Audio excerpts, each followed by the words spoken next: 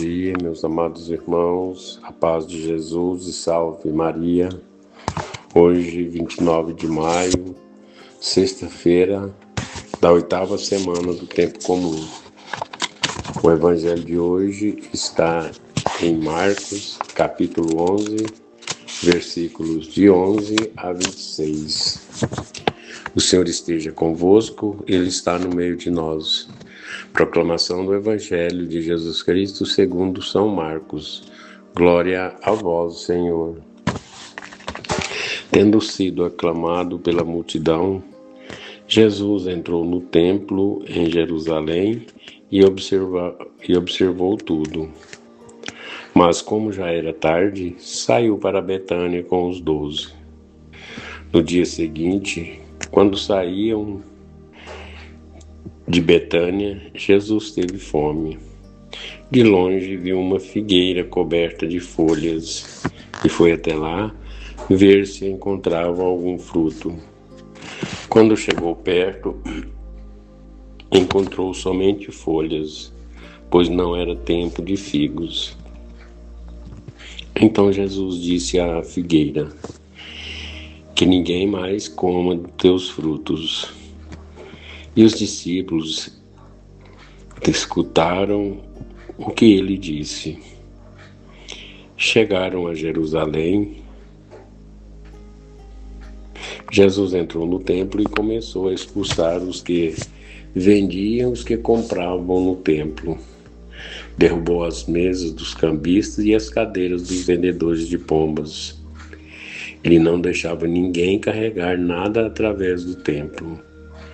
E ensinava o povo, dizendo: está escrito, minha casa será chamada casa de oração para todos os povos. No entanto, vós fizeste dela toca de ladrões. O sumo sacerdote e os mestres da lei ouviram isso e começaram a procurar uma maneira de o matar. Mas tinha medo de Jesus, porque a multidão estava maravilhada com o ensinamento dele. Ao anoitecer, Jesus e os discípulos saíram da cidade. Na manhã seguinte, quando passavam, Jesus e os discípulos viram que a figueira tinha secado até a raiz. Pedro lembrou-se e disse a Jesus: olha, mestre, a figueira que amaldiçoaste secou. Jesus lhe disse: tende fé em Deus. Em verdade vos digo, se alguém disser a esta montanha, levanta-te, abre-te no mar, e não duvidar no seu coração, mas acreditar que isso vai acontecer, assim acontecerá. Por isso vos digo, tudo o que pedirdes no coração, acreditai que já o recebestes, e assim será. Quando estiverdes rezando, perdoai tudo o que tiverdes contra alguém, para que vosso Pai que estás nos céus também perdoe os vossos pecados. Palavra da salvação. Glória a vós, Senhor.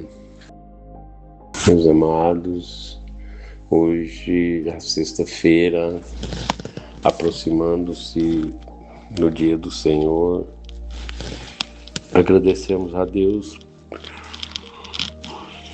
por tantas providências na nossa vida, por tanto livramento, por tanta acolhida, por tanto ensinamento e por tantas possibilidades que o Senhor nos dá e nos permite. Acolhendo a palavra de hoje em nossos corações, Cristo procura frutos onde existem aparência de vida. A figueira, cheia de folhas, mostra o perigo de uma fé bonita por fora, estéril por dentro.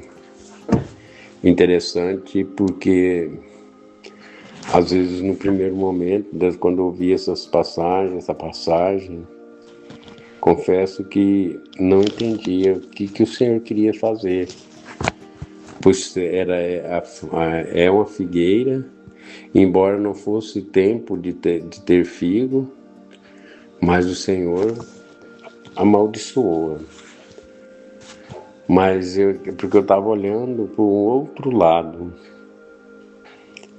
O que Jesus quis dizer é exatamente isso. E às vezes, aparentemente bonita e não produz frutos. A nossa vida pode ser assim também. Às vezes perfeita visualmente, às vezes ao olhar de fora, às vezes tudo é perfeito, mas às vezes o nosso coração não condiz aquilo que aparenta. É isso que o Senhor quis dizer com essa figueira, amaldiçoou essa figueira. O templo transformado em comércio, transformado em comércio, revela que até o sagrado pode ser usado para interesses pequenos. Isso é um perigo que às vezes a gente vê por aí também. Usar o templo de Deus, o sagrado, para o comércio, para esse benefício próprio. Isso pode acontecer também. Jesus não aceita uma religião que fala de Deus, mas perdeu a oração, a justiça e a misericórdia. Ele purifica o templo porque quer purificar também o coração dos seus discípulos.